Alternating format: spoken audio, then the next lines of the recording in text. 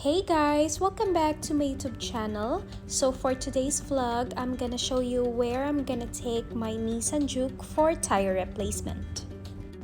As you can see, these are the cracks around the tire, and I checked 4 of them are the same situation. So guys, we are here in Khalifa City A.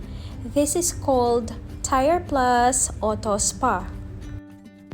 They gave me 4 options of tires, and we decided to add one service, which is the oil change.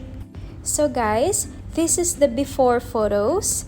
We are about to drop the car and we'll be back after 1 hour and 30 minutes.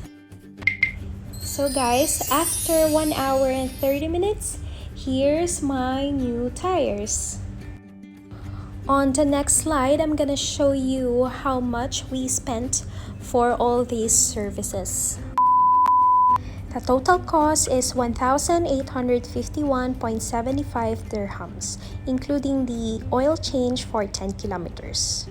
That's it for today, guys. I'll see you again on my next video. Thanks for watching. Bye!